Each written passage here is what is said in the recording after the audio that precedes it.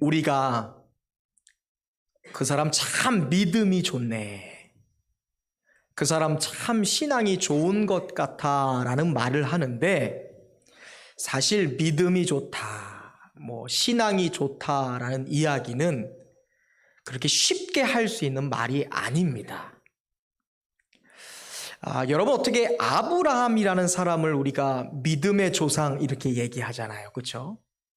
어떻게 아브라함이라는 이름도 없는 메소포타미아의 소수 민족에 별 볼 일 없었던 그 사람이 어떻게 민족의 조상, 믿음의 조상이 될 수 있었을까라고 생각해 보면, 아브라함이 믿음의 조상이 될 수 있었던 것은 창세기 22장에 보면 하나님께서 내 독자 아들 이삭을 나에게 번제로 드리라 하실 때에 그가 순종했기 때문이었습니다.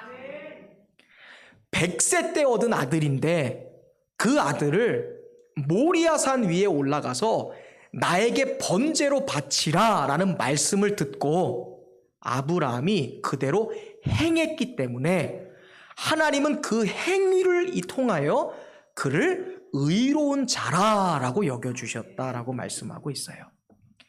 우리가 믿음이라는 것을 얘기할 때에 반드시 따라오는 것이 있는데, 믿음과 순종이라는 것은 뗄래야 뗄 수 없는 거예요.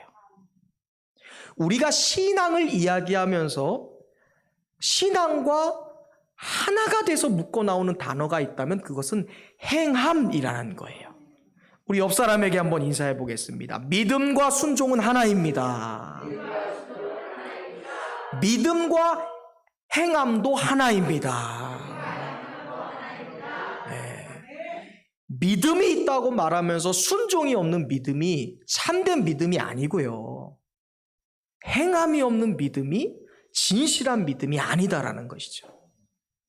야고보 사도는 야고보서 3장 2절에서 이 야고보서 2장에서 행함이 없는 믿음에 대하여 이렇게 말했습니다. 함께 읽어볼까요? 시작. 네, 형제들아, 만일 사람이 믿음이 있노라 하고 행함이 없다면 무슨 유익이 있으리요? 그 믿음이 능히 자기를 구원하겠느냐?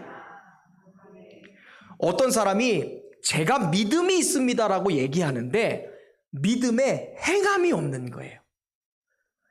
믿음을 말하면서 순종이 없다면 과연 그 믿음이 구원을 받을 만한 그런 믿음이겠냐?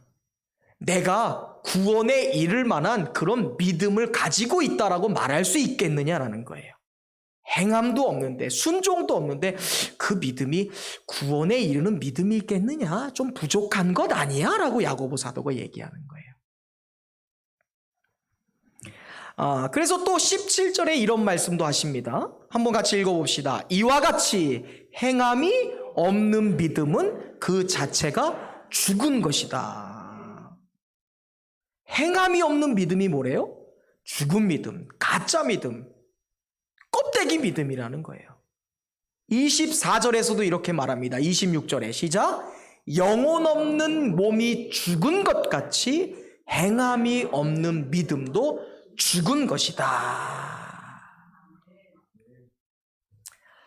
저는 저와 여러분이 우리가 말하는 믿음과 또 우리의 삶을 살아내는 실력이 전혀 다른 외식하는 사람, 내가 말하는 믿음과 나의 삶을 살아내는 실력이 전혀 상관없는 이중적인 삶이 아니라 내가 생각하는 믿음, 내가 고백하는 믿음과 나의 삶의 모습이 일맥상통하는 하나인 그러한 믿음과 순종과 믿음과 행함이 함께 가는 신실한 성도가 저와 여러분들이 될 수 있기를 주님의 이름으로 축원드립니다. 사도 요한께서도요, 요한일서 3장에서 이런 비슷한 뉘앙스의 말씀을 하셨어요. 한번 같이 또 이것도 읽어보겠습니다. 시작. 자녀들아, 우리가 말과 혀로만 사랑하지 말고 행함과 진실함으로 하자. 말로만 믿음, 말로만 얘기하지 말고 뭐 하재요? 행함, 진실함, 하나님 앞에서 보이는 진실함으로 우리의 믿음을 증명하자라고 얘기하는 거예요. 성경은요, 이 사람이 믿음이 있는 사람이냐 없는 사람이냐, 이 사람이 신앙이 있는 사람이냐 없는 사람이냐를 분명히 알 수 있는 영적 공식이 있다라고 말씀하십니다. 그냥 겉으로 드러나는 모습, 그 사람이 예배를 드리고 있는 모습을 통해서 신앙과 믿음이 분명히 드러나는 것이 아니라, 성경은 행함이 있는 사람이냐 행함이 없는 사람이냐, 순종하는 사람이냐 순종하지 않는 사람이냐, 이것이 공식이 돼서 이 사람이 믿음이 있는지 없는지, 이것이 분명하게 검증된다라고 말씀하고 있습니다. 저는 저와 여러분이 2021년 100마디 말보다 한마디에 순종할 수 있는 믿음의 사람들 될 수 있길 간절히 소망합니다. 그래서 아브라함이 얻었던 믿음의 조상이라는 타이틀을 우리가 얻어낼 수 있기를 바라요. 2021년 100번의 말씀 듣는 것보다 명확한 한 번의 행함이 여러분에게 있기를 바랍니다. 수많은 말씀들 달달 외우는 게 중요한 게 아니라 하나님 앞에서 분명한 행함, 그것이 저와 여러분을, 가족을 구원하고 개인을 구원하고 믿음의 거룩한 족보에 올랐던 그런 라합의 자리로 이끌 줄로 믿습니다. 예수님은 산상수훈을 시작하시면서 가장 먼저 팔복에 대한 말씀을 하셨죠. 첫 번째 메시지는 무엇입니까? 심령이, 그 마음이 가난한 사람은 복이 있으니 그들이 천국을 얻을 것이다 라고 얘기했어요. 여기서 심령이 가난하다는 것은요, 우울한 사람, 소심한 사람, 이런 사람을 말하는 것이 아니라, 나는 하나님이 아니면 안 됩니다. 할렐루야. 하나님이 아니시면, 하나님의 은혜 아니면 살아갈 수 없습니다를 고백하는 사람의 마음의 상태라고 얘기했어요. 왜? 하나님이 아니면 안 돼요. 하나님의 은혜가 아니면 아무것도 없습니다. 나를 내세우지 않고 하나님의 은혜를 내세우는 사람이 복이 있냐면 그들에게 천국이 주어질 것이기 때문이다 라고 말하셨어요. 그리고 두 번째 예수님이 말씀하신 행복의 조건은 무엇입니까? 애통하는 자가 복이 있다라는 거예요. 여기서 말하는 애통이 뭐였습니까? 그냥 잉잉 속상한 일 있으면 그냥 사람 찾아가서 우는 건가요? 아니에요. 애통은 하나님께 눈물이 흘러가게 하는 거라 그랬어요. 우리의 모든 삶에 고난이 있고 아픔이 있고 상처가 있을 때 이것이 세상으로 흘러가는 것이 아니라 하나님께로 그 눈물이 흘러가게 하는 사람, 이것이 애통입니다. 그 사람에게 왜 복이 있습니까? 하나님의 위로를 얻게 되는 거예요. 세상 사람들은 유효하잖아요. 위로해도 지나고 나면 또 속상하지만 하나님의 위로는 영원한 거예요. 하나님의 위로라는 것은 기간이 없어요.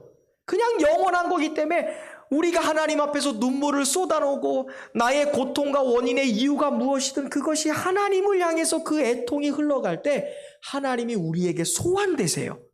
우리의 삶으로 다가오셔서 내가 알고 있어. 홍윤영 집사야, 내가 너의 아픔을 알거든. 배원정 집사야, 내가 너의 삶에 그런 말할 수 없는 뭔가 영적인 외로움을 알고 있어. 내가 알고 있어. 너와 함께하고 있어. 이거를 하나님이 우리의 삶에 소환이 되셔서 우리를 위로하신다는 거예요. 그래서 우리의 눈물이, 우리의 탄식이 주님께로 흘러가는 사람이 행복한 사람이다라고 말하는 것이죠. 오늘 세 번째로 예수님이 우리에게 행복의 조건을 말씀하십니다. 그것이 무엇입니까? 함께 읽습니다. 온유한 자는 복이 있나니 그들이, 아멘. 온유한 사람에게 행복이 있다라는 거예요. 그리고 그들에게 주어지는 게 뭐예요? 땅을 기업으로 얻는 거라는 거예요. 자, 오늘 이 세 번째 행복의 이야기로 여러분을 초대합니다. 제가 개그맨이었으면 따라와 이거 했을 텐데, 이게 좀 흰머리가 이제 딱 해서 이제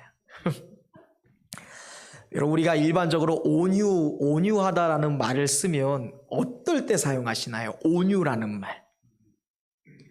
보통 온유하면 우리 교회에서 도연이가 좀 생각나는 것 같아요. 제가 어제 말씀을 마무리 딱 하는데 온유하니까 그냥 제가 가지고 있는 온유라는 단어를 들었을 때 도연이가 딱 떠올라.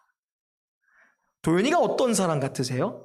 그 심성이 참 고운 사람 같죠. 그렇죠? 우리가 보통 온유하다, 온유한 사람이라고 말하면 그런 천성을 얘기하는 것 같아요. 그 사람의 캐릭터, 성품을 얘기할 때 별로 자기를 드러내지 않고 웬만해서는 큰 소리 내지 않고 자기의 주장이 막 심하게 강하지 않고, 모르겠어요. 김진희 지사님 집에 가면 도현이가 주장이 강할지 모르지만 일단 우리의 이미지상은 그래요. 웬만해서는 큰 소리 내지 않고 웬만해서는 소리 지르지 않는, 함부로 말하지 않는 사람, 그리고 오픈마인드, 늘 열려있는 사람, 이런 사람을 가리켜서 우리는 온유한 사람, 온유한 성품, 이런 생각을 하게 되죠. 그런데 오늘 예수님이 여기에서 세 번째 복을 말씀하실 때 온유한 자라는 말을 하시는데, 이 온유라는 것은요, 인간의 성품을 말하는 게 아니에요. 성격이 아니에요. 김진 집사는 참 성격이 좋아, 그래서 복이 있어, 이게 아니에요. 양보라 집사는 옆에서 툭 쳐도 그냥 양보만 할 줄 알지, 아유 화도 한 번 안 내, 참 온유한 사람이야, 그게 온유가 아니에요. 사람의 성품을 말하는 것이 아닙니다. 성경은 야곱에 대한 설명을 할 때 야곱이 본래 굉장히 조용한 사람이었다, 야곱이 밖에 돌아다니는 사람이 아니라 조용히 집에서 그냥 가만히 이렇게 있는 사람이었다라고 말해요. 창세기 25장 27절에 보면 야곱을 설명할 때 성경이 이런 말을 해요. 아이들이 자라나고 에서 형은 익숙한 사냥꾼이었으므로 들 사람이 되었다. 그러니까 밖을 돌아다니는 사람이 되었어요. 매일같이 사냥하고. 하지만 야곱은 조용한 사람이었으므로 장막에 거하고 있었다라는 말을 해요. 야곱이 어떤 사람이에요? 조용한 사람으로 매일 집에만 처박혀 있었다는 거예요. 어제 우리 홍민영 집사님, 유미리 집사님 집에 신방을 갔다 왔어요. 제2여손교회 회원들하고. 유미리 집사님 가니까 배가 이렇게 나왔어요. 애가 막 발을 퉁퉁 짜니까 너무 예뻐, 너무 예뻐. 자기는 막 목사님 코끼리 다리가 됐어요. 근데 코끼리 다리는 무슨, 얼마나 예쁘지, 막 부러웠어요. 호민영 씨는 부러워요. 나 셋째 갖고 싶은데.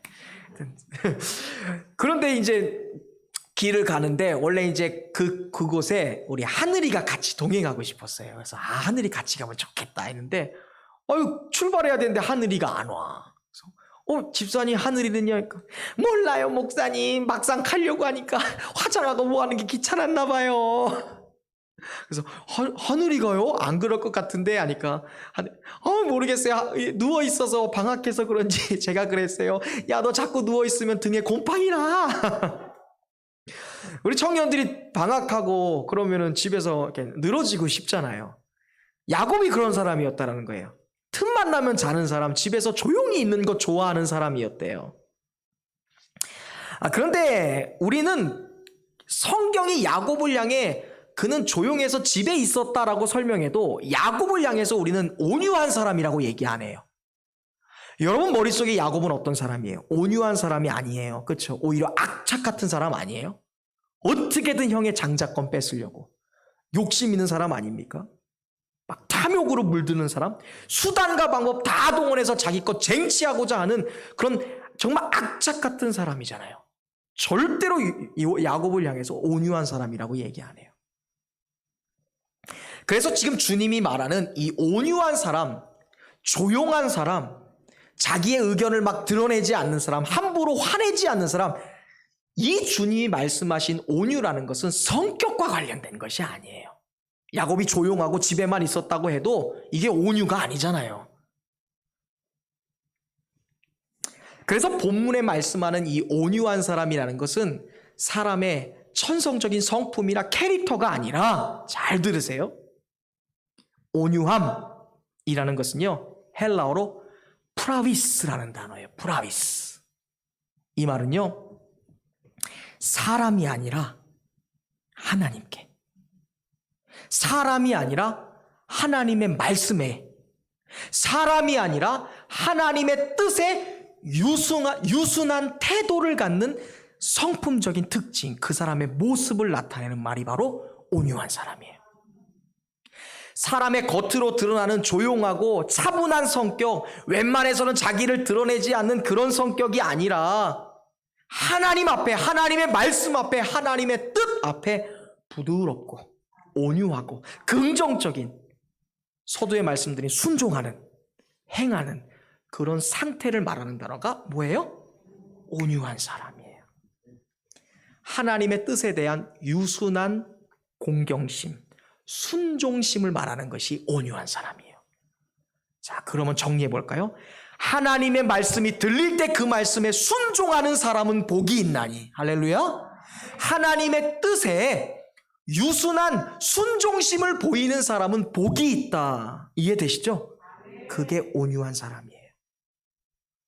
이 프라비스라는 것을 여러분이 잘 이해하기 쉽도록 얘기한다면, 사실 근데 이 온유한 사람이라는 것은요, 그런 사람 있잖아요.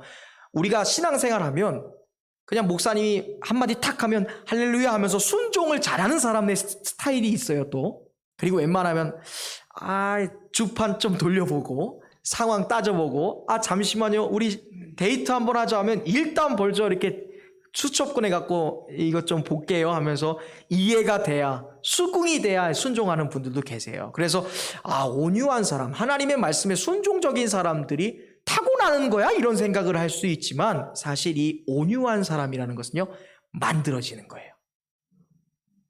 왜냐하면 성품이 아니잖아요. 사람이 천성이라는 것이 쉽게 변하지 않잖아요.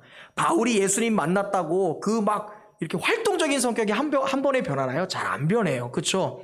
성령 안에서 변하긴 하지만, 그러므로 이 하나님의 말씀 앞에서 유순한 태도를 보이는 그 순종심이라는 것은 온유한 사람은 만들어지는 거예요. 그래서 이 온유한 자, 프라위스라는 단어를 가장 이해하기 쉽게 여러분에게 설명드리면 한 마리 야생말이 있는 거예요. 야생에 길들여지지 않은 말이 있는데, 한 사람이 주인이 찾아가서 이 말을 딱 쟁취해 오더니 고삐를 물리고 이 말을 길들이기 시작하는 거예요. 여러분 몽골이나 이런 데 가면 우리가 다큐멘터리에 야생 독수리를 이렇게 길들여서 쥐를 잡게 하든지 토끼를 사냥하게 하는 그런 원주민들도 있지 않습니까? 또 야생 말이나 당나귀 이렇게 길들여서 처음에는 몇 번 넘어지지만 수고하고 애써서 그 주인의 손에서 잘 길들여지면 주인의 뜻을 헤아리는 준마가 돼요. 주인이 가자고 하면 가요. 그것을 나타내는 단어가 프라비스예요. 길들여진, 훈련된. 그러므로 예수님이 말씀하신 이 온유한 자라는 것은요, 하나님의 말씀 앞에, 하나님의 뜻 앞에, 하나님 앞에서 철저하게 길들여져서 하나님의 말씀, 하나님이 하시는 그 말씀과 뜻을 어떻게 해요? 잘 헤아리는 사람, 그 사람이 온유한 사람이에요. 따라서 주님이 말씀한 온유함이라는 것은 하나님의 말씀 앞에서 우리가 가질 수 있는 태도를 말하는 거예요. 예수님을 믿게 되면 그 사람에게 성령이 오셔서 성령이 그 사람의 성품을 길들이기 시작해요. 그리고 하나님의 말씀을 듣고 그 사람의 성품이 변화되기 시작해요. 하나님께 긍정적으로 순종하고 반응하기 시작합니다. 그리고 믿음으로 성숙해진 성품이 온유라는 것이죠. 그러므로 온유라는 것을 달리 말하면 하나님의 말씀으로 길들여진 사람이라는 거예요. 하나님의 뜻, 하나님의 명령에 철저하게 길들여진 사람이라는 거예요. 이것은 그냥 부분적으로 길들여진 게 아니에요. 말과 생각과 행동이 다 길들여진 거예요. 제가 서두에 말씀드린 것처럼 내가 믿음이 좋고 신앙이 좋은 건 생각으로는 할 수 있고 말로는 할 수 있는데 행동이 안 나오잖아요. 그런데 이 프라미스라는 것은 말과 생각과 행동으로 다 같이 일맥상통 똑같이 하나가 되는 것. 이것이 바로 예수님이 말씀하신 온유입니다. 저는 생각해 봤어요. 제가 주님을 인격적으로 만나기 전에, 그리고 여러분과 제가 세상 속에 있었을 때는 우리는 마치 거친 들을 달리는 한 마리의 야생말 같았어요. 그냥 막 깃을 휘날리면서 내가 천성이 조용하는 사람이든 시끄러운 사람이든 기본적으로 내 성향이 부드럽던 아니면 와일드하든 우리의 성격이 온순하든 난폭하든 그것과 상관없이 우리는 예수님을 만나기 전에는 모두 다 야생말이었습니다. 주님을 알지 못하고 세상 속에 있을 때 우리는 주님의 뜻과 무관하게 살았던 사람이기 때문에 그래요. 인생이라는 벌판을 막 달리면서 막 거친 숨을 내신 적이 있었어요. 그리고 때로는 불같이 달리면서 폭주할 때도 있었어요. 그렇죠, 김창희 성도님. 젊은 시절 생각하면 막 집이고 뭐고 어디 있어요. 그냥 막 폭주 기관차처럼 달려오셨잖아요. 우리가 주님 안에 없을 땐 한 마리의 거친 야생말 같았어요. 그냥 천성적인 성품. 그게 불같은 성품이면 불같은 성품이고, 조용하고 온화한 성품이면 그냥 내 성격이겠거니 하면서 생각하면서 그 성품만 가지고 있을 뿐 주님께 전혀 길들여진 존재가 아니었어요. 우리가 잘 아는 모세라는 사람이 바로 그런 사람이었어요. 우리가 성경에 나오는 인물들 중에 온유한 사람이라고 생각하면 반드시 모세라는 사람을 떠올립니다. 왜냐하면 민수기 12장 3절에서 예수님이 하나님께서 모세란 사람을 평가하실 때 이렇게 평가하신 말씀이 있기 때문에 우린 온유하면 모세가 떠올라요. 읽어볼까요? 이 사람 모세는 그 온유함이라는 것이 지면의 모든 사람보다 더했다. 이 땅 지구 위에 사는 모든 사람들 중에 온유함 넘버원이 있다면 누구라는 거예요? 이게 누구의 말일까요? 하나님이 말씀하시는 거예요. 모세를 이렇게 인정해 주시는 거예요. 성경이 거짓말을 하지 않는 성경이고 성경 속에 거짓이 없는 이것이 경전이라고 한다면 이 세상, 지금 이 세상, 모세가 살던 이 세상, 오늘 우리가 살던 이 세상, 모든 세상을 초월해서 하나님이 보시기에 가장 온유한 사람이 누구라는 거예요? 모세. 그런데 사실 하나님이 인정하신 이 모세의 온유함이라는 것은 절대 타고난 것이 아니었어요. 온 우주 만물 속에 모세가 가장 온유하다라고 얘기하니까 그럴 만한 사람이었겠거니 생각하는데 착각입니다. 모세가 가진 온유함이라는 것은 사실 모세라는 사람의 성품과는 전혀 어울리지 않은 옷이었어요. 이 온유함이라는 것은 모세에게 있어서 오랜 세월에 걸쳐서 훈련되어지고 오랜 세월 가운데 시련과 고통과 훈련을 겪으면서 만들어진 결과였어요. 모세의 천성은 절대 온유하지 않습니다. 모세는 애굽의 왕자로서 40년을 살아갔던 적이 있어요.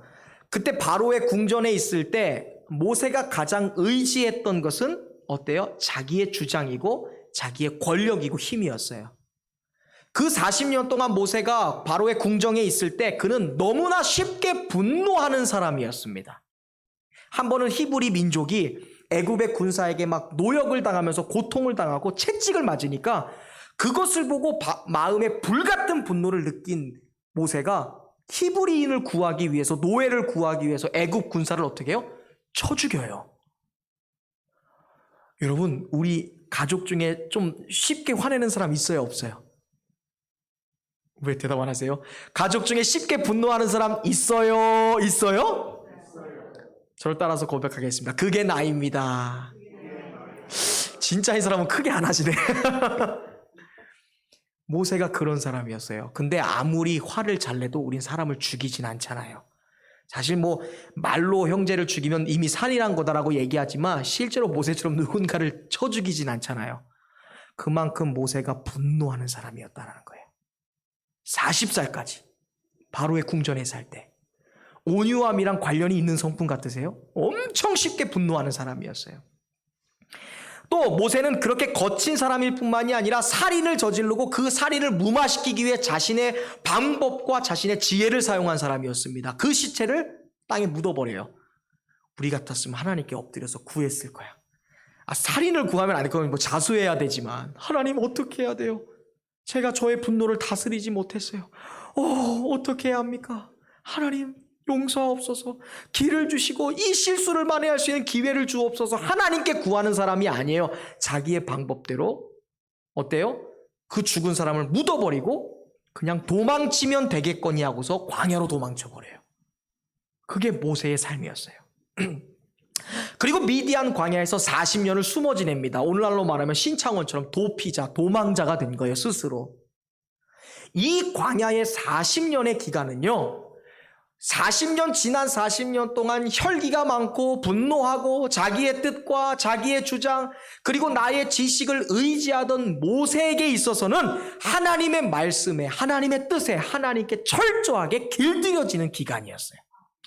40년의 자신의 삶을 하나님이 사용하시는 사람이 되기 위해 40년의 삶을 어때요? 내려놓기 위해서 40년의 기간이 필요했다는 것이죠. 그러던 어느 날 하나님이 딱 80세가 되었을 때 모세를 찾아오세요. 불타는 떨기나무 가운데 모세를 부르십니다. 하나님이 모세에게 비전을 주신 거예요. 민족의 영도자로 하나님의 나라인 이스라엘을 다시 만들어내는 영도자로서의 부르심, 하나님의 대리인으로의 부르심을 하나님이 하시는 거예요. 그때 하나님이 모세를 어떻게 부르시는 줄 아세요? 이거예요. 같이 읽어볼까요? 제가 이 말씀은 안 적어놨네요. 이런 말씀입니다. 출애굽기 3장 5절에 이런 말씀이 있어요. 하나님이 이르시되 가까이 오지 마. 지금 네가 서 있는 곳은 거룩한 곳이니 너의 발에서 신발을 벗어. 모세를 부르실 때 나야 나 하나님 너의 주인이라고 말씀하는 것이 아니라 하나님이 당시의 문화적 관점을 사용하셔서 모세가 누구인지 하나님이 누구인지 분명히 말씀하세요. 네가 서 있는 곳은 살인하는 자리가 아니야. 네가 서 있는 곳은 너의 지혜와 너의 생각이 통하는 곳이 아니야. 지금 네가 서 있는 곳, 그가 서 있는 곳이 뭐예요? 하나님 앞에 서 있는 거잖아요. 그곳에서는 너의 주장을 하는 곳이 아니야. 이곳은 거룩한 곳이야. 그러니 너의 신발 벗어. 신발을 벗는다는 것은 종이 되라는 말이에요. 당시에 종들은 신발을 안 신어요. 주인이나 신발을 신는 거예요. 모세는 그때까지 도망자가 되고 살인자가 되어서 40년 동안 광야를 헤매는 거친 들판을 헤매는 목동 찌질이가 된 거잖아요. 왕자에서 목동으로, 왕궁에서 광야로 완전히 운명이 뒤바뀌어 버려요. 그런데 모세가 여전히 놓지 않은 게 뭐예요? 신발이에요. 바로의 왕궁에서 신었던 왕자의 신발. 그게 뭐예요? 내가 주인이라는 거예요. 하나님은 보시는 거예요. 너 뭐야? 뭐 도망자가 신발 신어? 네 지혜로 아무것도 못했잖아. 네의 분노하는 그 성품으로 결국 한 것은 사람 죽이는 일이었잖아. 근데 여전히 네가 주인이야? 아무것도 해결 못했는데 신발 벗어. 넌 종이야. 이 말은 뭐냐면 내가 이제 너의 주인이 될 거야 이 말이에요. 이제 너는 나를 따라오면 돼 이 말이에요. 내가 너를 책임질 거고 너를 가르쳐 줄 거고 너와 함께 할 거고 너를 인도할 거야. 그러니 너는 나를 그냥 따라오면 돼. 내가 책임질 거니까. 이 사건 이후로 모세가 철저하게 발에서 신을 벗습니다. 하나님의 종이 되기를 선택해요. 하나님은 신발을 벗으라라는 말씀을 통해 말씀이에요. 이것을 통해 모세가 주인이 아니라 종이 되기를 원하셨어요. 프라미스, 하나님께 길들여진 사람.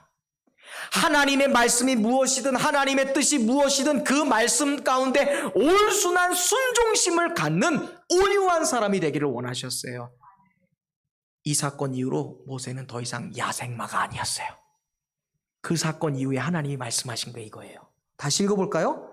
이 사람 모세는 그 온유함이 지면에 있는 모든 사람보다 더했다. 신발을 벗고 하나님이 말씀하신 바로에게 가. 바로에게 갔을 때 바로가 어떤 존재인지 알잖아요.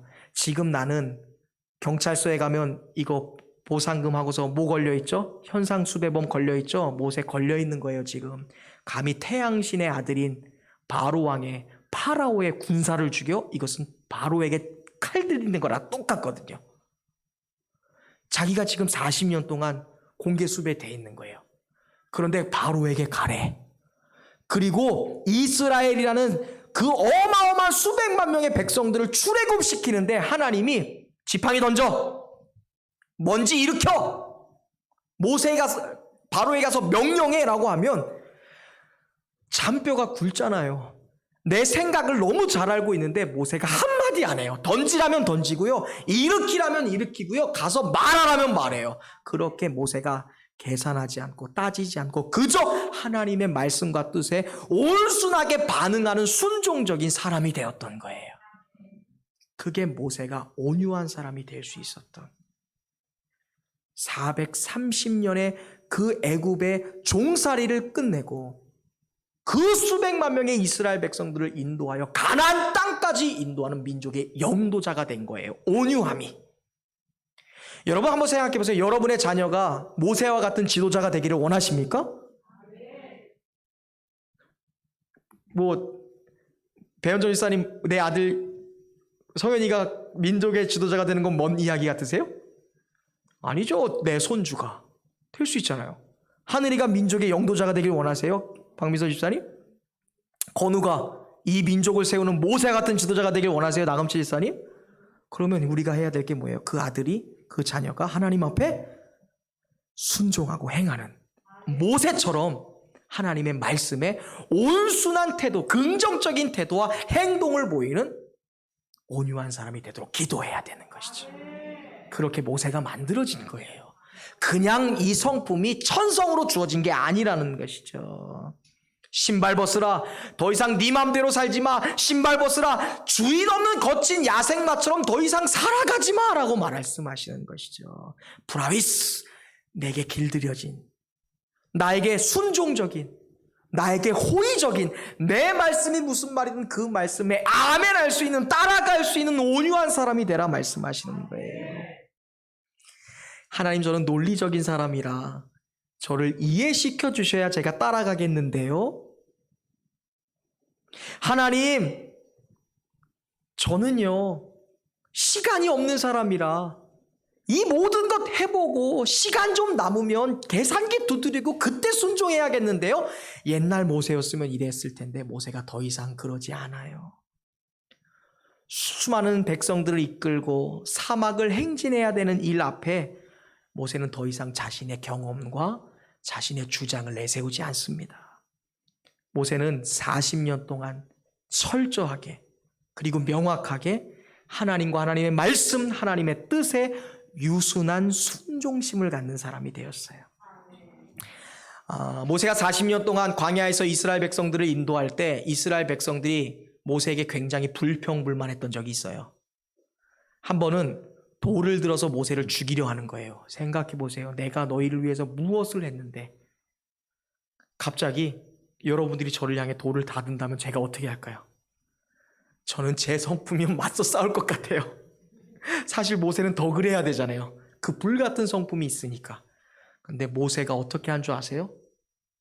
하나님 앞에 원망하면서 이스라엘 백성들이 구테타를 일으키는데 오히려 하나님이 그들을 치려고 하니까 하나님 용서해 주세요. 저들이 몰라요.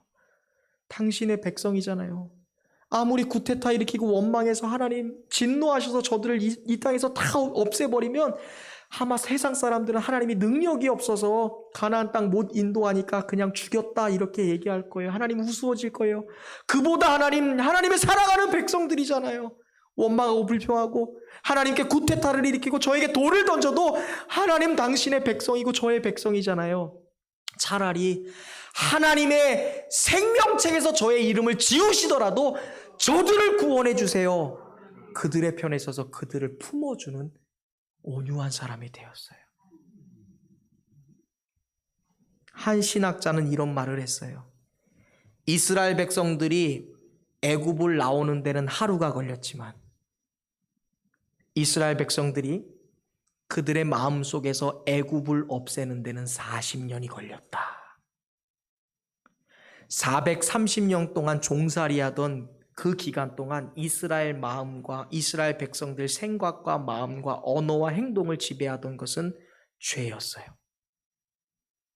그리고 원망과 불평이었어요. 이것을 제거하는데 하나님은 40년 동안의 기간이 필요하셨어요. 그래서 이스라엘 백성들은 430년 동안 내게 습관이 되었던 애굽의 모습을 없애는데 40년 동안의 길들여지는 기간이 필요했던 거예요. 사람들은 광야라고 얘기하면 저주라고 생각해요. 생각해 보세요. 광야 좋아하는 사람이 어디 있어요? 낮과 밤의 일교차가 무려 30도가 넘어요. 아침에는 더워갖고 퍽퍽 물도 없는데 해가 떨어지는 그 순간 바로 영하가 됩니다. 30도의 기후에 일교차면 모든 사람들 다 여기서 콜록콜록거리고 몸 다 병들어서 죽어요. 그곳이 광야예요. 여러분의 삶에 이렇게 온탕과 냉탕을 오고 가는 일이 매일 벌어진다고 생각해 보세요. 40년 동안 고난이죠. 고통이죠. 하지만 하나님의 백성인 이스라엘에게 있어서 이 40년이라는 시간은요, 하나님의 뜻에 부합함, 하나님의 거룩한 약속의 이스라엘 백성, 하나님 나라를 이루는 거룩한 하나님 나라의 백성이 되기 위해 꼭 필요했던 축복의 시간이었다라고 성경은 말하는 거예요.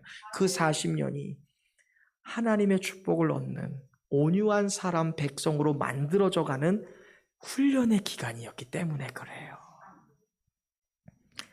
저는 이 백성들의 모습을 보면서 분명한 진리 한 가지를 깨달았어요. 그것은 그 40년 동안 고난인 줄 알았고 고통인 줄 알았는데 그 40년의 길들여지는 시간을 통과하니까 이스라엘 백성들의 입에서 어느 순간 원망이 없고 불평이 없어졌더라고요.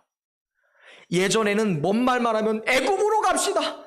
그곳에는 고기도 있었고 그곳에는 우리가 좋아했던 어떠한 나물도 있었고 그곳에서는 마음껏 고기 먹었는데 이게 뭡니까? 메추라기 지겹습니다. 만나 지겹습니다. 틈만 나면 애굽으로 돌아가지. 교회 다니는 게 아니었어. 남편 따라서 아내 따라가서 예수 믿는 게 아니었는데 괴로워. 틈만 나면 이런 얘기를 하던 사람이 40년의 광야를 통과하니까 어떻게 된 줄 아세요?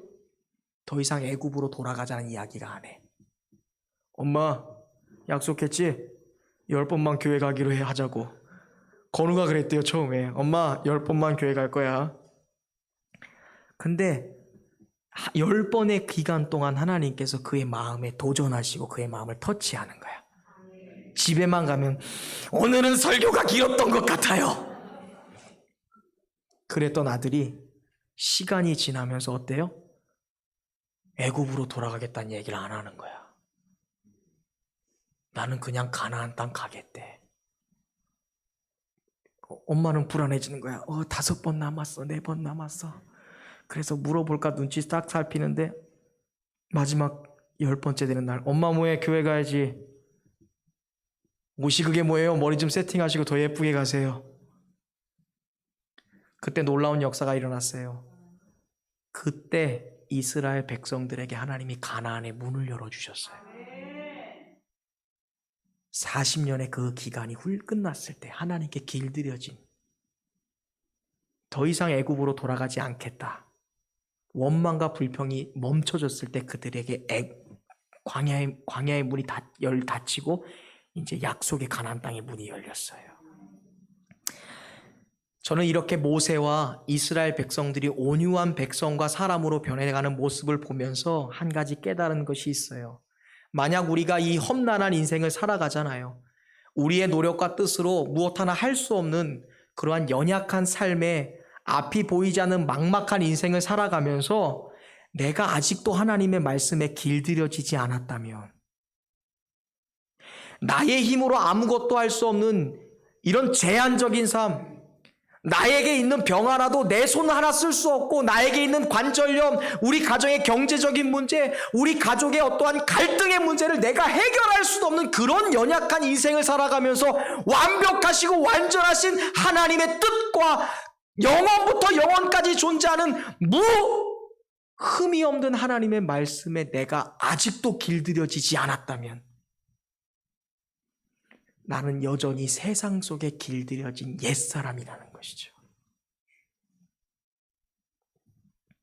하지만 하나님의 말씀 앞에 우리가 유순하게 길들여지면요, 하나님의 뜻 가운데 우리가 유순하게 순종하고 반응할 수 있으면 그 온유한 인생 자체로 복이 되는 줄로 믿습니다. 생각해 보세요. 우리의 능력과 힘으로 할 수 없잖아요. 코로나 얼마나 힘들어요. 직장에서는 막 해고의 위협이 있어요. 눈치 줘요. 일 안 하면 자르겠다 막 협박해요. 어떻게 이겨낼 거예요? 그런데 하나님의 뜻과 하나님의 말씀은 그 문제 위에 존재하시는 거잖아요. 우리가 가야 될 방향, 우리가 봐야 할 방향, 우리가 끝까지 주시해야 될 방향을 알려줘요. 그 말씀을 내가 온유하게 순종하고 있다면 그것처럼 안전한 것이 어디 있어요?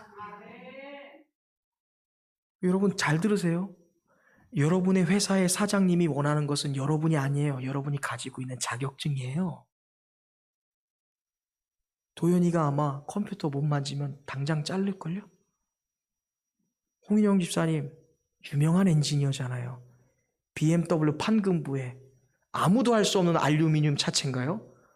그거를 할 수 있는 사람이에요. 어느 날 홍인영 집사님이 불의의 사고로 손을 잃었어요. 어떤 BMW 사장님이 그 자리에 있게 할까? 우리는 그렇게 제한적인 삶을 살아요. 그런 연약한 인생이 온 우주 만물을 창조하신 하나님의 말씀에 순종적이고 온유한 사람이 되는 것처럼 큰 복이 어디 있어요? 너무나 안전하니까. 그래서 말씀하는 거예요. 하나님의 말씀 가운데 프라비스, 온유한 사람은 복이 있다. 그 자체로 행복이다. 나가 예수님은요, 그냥 단순한 복이 아니라 우리에게 진짜 선물과 같은 복을 주세요. 그게 뭐예요? 온유한 자가 얻는 복이 뭐라는 거예요? 땅을 기업으로 얻을 것이다. 여러분 이게 우리가 잘 오해하면 이게 기복주의 신앙처럼 느껴질 수도 있을 것 같아요. 부자가 되게 한 건가? 뭐 저 사업하면 잘 된다라는 그런 사업의 승리의 방향을 알려주시는 건가? 여기서 기업이라는 것은요, 탐이라는 뜻이에요. 탐. 이것은요, 우리에게 보이는 어떤 소유물적인 것이 아니라 권세, 통치권을 말하는 거예요.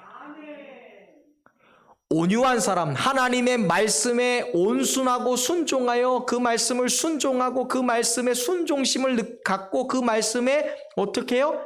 팔로우, 따라가는 사람은 복이 있나니 그 사람이 이 땅의 통치자가 될 것이고 이 땅을 어때요? 가지는 능력자가 될 것이다. 무슨 말이에요? 결국 하늘이가 하나님 말씀을 따라갈 때 그 방법이 너로 하여금 이 땅에서 승리하게 할 거라는 거예요. 빨리 가는 게 중요한 게 아니라 어떻게? 바른 방향이 중요하죠. 세상이 다솜아 성공하려면 이 자격증 따야지, 이 정도는 해야지, 그게 우리를 제대로 가게 하는 게 아니거든요. 하나님의 말씀이 내비게이션이니까 그 말씀에 순종하는 사람은 이 세상의 통치권, 권세자, 결국 네가 승리한다는 거야. 제가 어렸을 때 군포에서 살 때 시의원의 아들도 있어요. 아버지가 군포시에서 노래방을 4개씩 해요. 우리 아버지는 경찰 공무원이세요. 항상 그러셔. 내가 사업을 했으면 우리 아들이 더 잘 됐어. 아유, 사업의 성향이 아니세요. 제가 붙잡은 게 뭔지 아세요? 나는 하나님께, 나는 하나님의 말씀에, 나는 하나님의 뜻에. 제 친구와 저 중에 누가 승리한 것 같으세요? 제가 지금 친구들하고 김 목사님 이래요. 시의원 몇 아들 안 부러워요. 결국 누가 승리하냐 이거예요. 누가 통치권을 갖냐 이거예요. 누가 이 땅을 어떻게 해요? 승리자, 쟁취하는 사람이 되냐 이거예요. 말씀하는 거예요. 온유한 사람, 하나님이 가르쳐 주잖아요. 바로가 통치자가 된 것이 아니에요. 바로라는 통치자 위에 군림한 것이 모세예요. 그래서 모세에게 항복하잖아요. 제발 나가주세요. 10가지 재앙, 더 무엇이 기다립니까? 모세시여 제발 가주세요. 왕 중의 왕, 신 중의 신이라고 말하는 파라오가 모세 앞에서 통치권을 내려놓고 나가주세요. 모세가 하나님 앞에 온유했더니 하나님이 모세로 하여금 종국적으로 어떻게 해요? 승리하게 하셨다. 통치자 되게 하셨다. 이 원리를 여러분 깨달을 수 있기를 바랍니다. 인간의 지혜, 인간의 방법, 사람의 말이 아니라 온유한 사람이 왜 행복하냐? 종국에는 승리할 거니까. 이기옥 집사가 이 세상을 통치할 거니까. 네가 못하면 너의 손자가, 너의 며느리가, 너의 아들이 이 세상의 권세자가 될 거니까. 온유해야라. 온유하라. 온유하라. 하나님의 말씀에 길들여진 사람, 하나님의 말씀에 온순하여 순종하는 사람, 하나님의 뜻에 대하여 행하는 사람, 그가 아브라함처럼, 라합처럼, 모세처럼 이 땅 가운데 승리하는 하나님의 통치자, 하나님의 이 세상의 권세를 받은 대리인으로서 이 세상에서 승리하게 될 줄로 믿습니다. 사랑하는 믿음의 성도 여러분, 저와 여러분이 이 세상에서 승리하는 성도들 될 수 있기를 바랍니다. 여러분과 여러분의 자녀가 이 세상을 다스리는 권세자들이 있을 수 있기를 바랍니다. 여러분의 가문이 하나님의 통치권을 위임받아 이 세상을 통치하는 명품 가문이 될 수 있기를 주님의 이름으로 축원드립니다. 어차피 내 마음대로 되지 않는 세상 가운데 우리가 붙잡아야 될 진리와 핵심은 완벽하고 무흠한 하나님의 말씀 앞에 내가 순종하는 사람으로 반응하는 거예요. 온유한 자는 복이 있다. 그들이 땅을 기업으로 얻을 것이다. 이 말씀 속에 존재하는 영원 불멸하는 하나님의 진리 천국의 원리를, 행복의 원리를 우리가 깨달을 수 있기를 바랍니다. 이제 우리 하나님의 모든 말씀 앞에 온유한 사람 됩시다. 하나님의 말씀 앞에 순종적인 사람 됩시다. 부분적으로만 길들여지는 것이 아니라 나의 생각과 나의 말과 나의 행동이 일맥상통하는 사람, 나의 믿음과 나의 삶을 살아내는 능력이 하나인 사람, 같은 사람이 될 수 있도록 노력하시길 바랍니다. 행함이 없던 죽음의 믿음의 자리에서 돌이킵시다. 말씀 앞에 순종하고 내 귀에 들리는 대로 행하는 성도들 되시길 바랍니다. 그리하여 참 하나님의 통치권, 하나님의 다스림, 하나님의 모든 권세를 받아 누리고 사는 이 세상의 진리의 승리자들, 행복자들 되시기를 주님의 이름으로 축원합니다. 축원합니다. 기도하겠습니다.